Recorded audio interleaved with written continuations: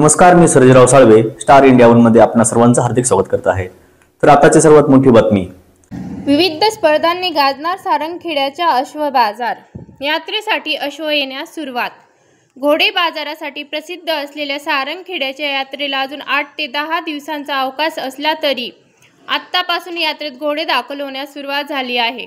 एकमुखी दत्त मंदिर असलेल्या सारंगखेडा येथील यात्रा ही एक ऐतिहासिक यात्रा असून घोडे बाजारांसाठी संपूर्ण भारतात प्रसिद्ध आहे। ही यात्रा पाहण्यासाठी संपूर्ण भारतातून नागरिक येथे येतात। सारंगखेड्याची यात्रेला 14 डिसेंबर पासून सुरुवात होणार असून 29 डिसेंबर पर्यंत सुरू राहणार आहे। या यात्रेत चेतक फेस्टिवलच्या माध्यमातून अनेक उपक्रम राबवण्यात येणार असल्याची माहिती देण्यात आयोजक जयपाल सिंग रावल यांनी दिली। सारंगखेड्याच्या यात्रेत दरवर्षी हजारोंच्या संख्येने अश्व दाखल होतात।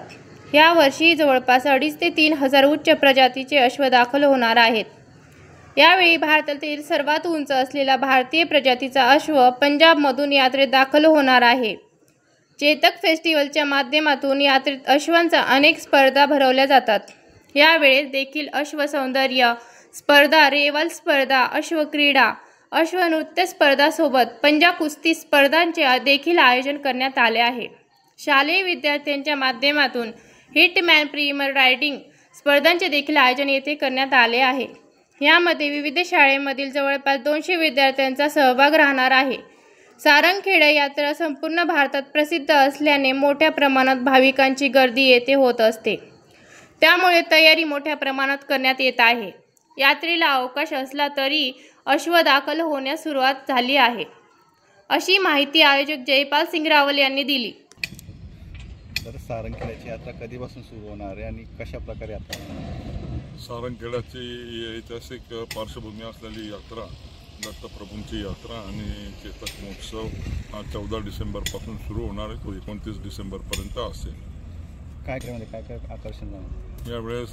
सारंगखेड्याच्या यात्रेमध्ये उत्तम प्रजातीच्या अश्वांची आम्ही कॉम्पिटिशन, ज्या आपण नेहमीप्रमाणे दरवर्षीप्रमाणे सर्व अश्व कॉम्पिटिशन्स घेतो, अश्व क्रीडा स्पर्धा घेतो आणि यावर्षी आम्ही पंजा कुस्ती आणि वेट लिफ्टिंग यांचा समावेश सुद्धा कॉम्पिटिशन्समध्ये केलेला आहे। आता सारंगखेड्याची यात्रा घोडे बाजारासाठी प्रसिद्ध आहे, तर किती घोडे दाखल होण्याची शक्यता आहे?